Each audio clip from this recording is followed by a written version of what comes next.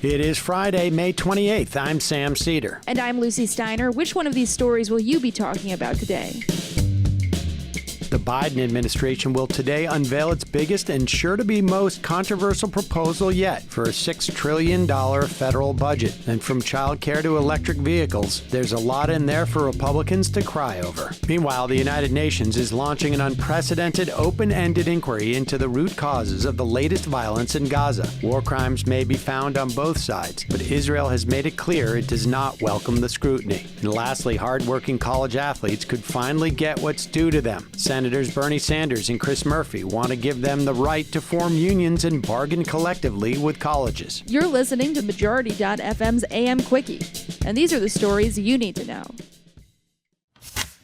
Why can't we have nice things? Politico reports that President Joe Biden continues to negotiate with Republicans on his big-ticket spending plans. But yesterday, when he left Washington for Ohio, he mocked them for voting against the coronavirus recovery package and then turning around and promoting the bill. In a speech at Cuyahoga Community College, Biden said his trillions of dollars in proposals are already igniting economic recovery and creating millions of jobs following the coronavirus pandemic. Back in Washington, Senate Republicans sent Biden their latest counteroffer, but the $928 billion infrastructure plan, which contains only $270 billion worth of new spending, is still hundreds of billions less than the White House's last offer of $1.7 trillion.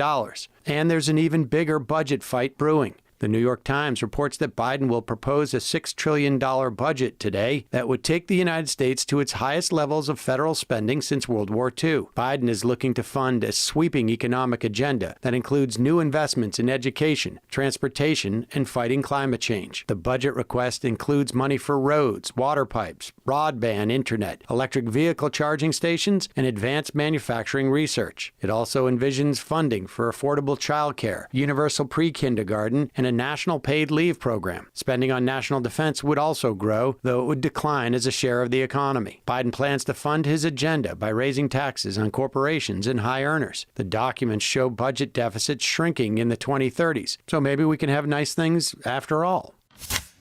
This diplomatic dispatch comes from The Guardian. The UN's main human rights body will launch an investigation into systemic discrimination and repression in both Israel and Palestine with the aim of identifying the root causes of recent Gaza bloodshed. The proposal, called at the request of Muslim states, was passed by the 47-member United Nations Human Rights Council yesterday. Opening the session in Geneva, the UN rights chief, Michelle Bachelet, said Israel's attacks on Gaza this month could constitute war crimes if they were found to be disproportionate. She also accused Hamas of firing indiscriminate rockets on Israel. Bachelet, a former president of Chile, called the death and injury of children in the conflict, quote, a source of shame for all, end quote. According to The Guardian, Bachelet said the Gaza violence was directly linked to protests in Jerusalem that began weeks beforehand, which she said were met with a heavy response from Israeli security forces. She said two factors led to the escalation: the imminent eviction of Palestinians under forced displacement in the neighborhood of Sheikh Jarrah, and Israel's excessive use of force against Palestinian protesters, including at the Al-Aqsa Mosque. Yesterday's resolution received 24 votes in favor, 9 against, and 14 abstentions. The U.S. didn't vote because it's not a member of the Council. Israel and its allies, including the U.S., have accused the UN of an anti-Israel bias. Criticize away, but is anyone better suited than the UN investigators to establish the facts of the situation? Majority.fm's AM Quickie is fueled by JustCoffee.coop. Just Coffee is a worker-owned coffee roaster based in Madison, Wisconsin that has sponsored the Majority Report for nearly a decade. Check out their collection of fair trade roasts, including our own Majority Report blend. And regardless of what you order, receive 10% off your order when you use the code MAJORITY at checkout. And all shipping is free. That's coupon code MAJORITY at JustCoffee.coop. College sports break.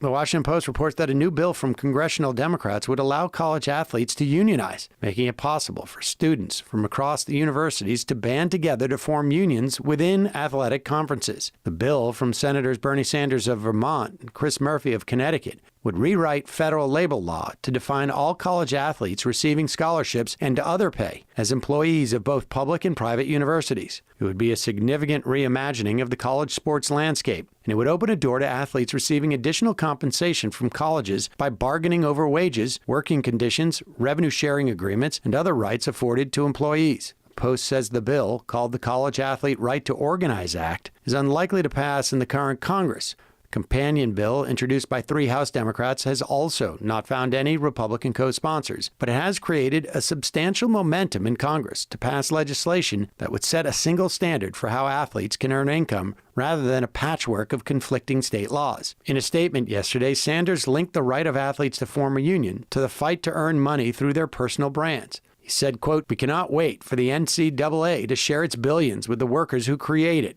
end quote. The NCAA put out a statement condemning the bill, but of course they did. They just don't want to share their money. And now for some quicker quickies. Quicker quickie.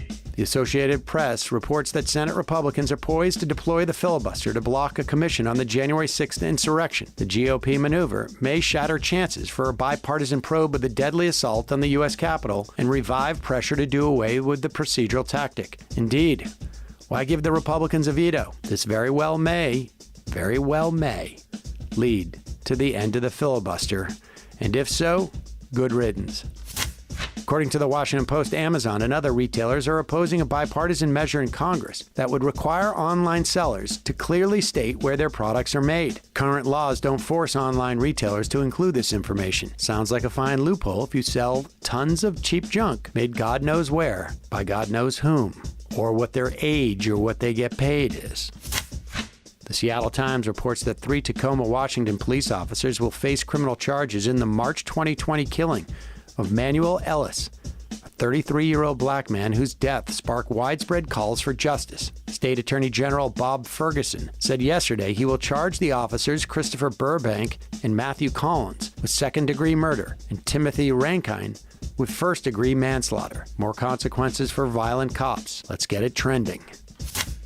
Finally, the New York Times reports that the New York City Council voted overwhelmingly yesterday to expand a subsidy program that could make apartments affordable to tens of thousands of people who are homeless or threatened with eviction. The council voted to sharply increase the value of housing vouchers provided by the city. The value of the new vouchers would be in line with a fair market rent. So they are, in fact, actually useful. Imagine that. Quicker quickie.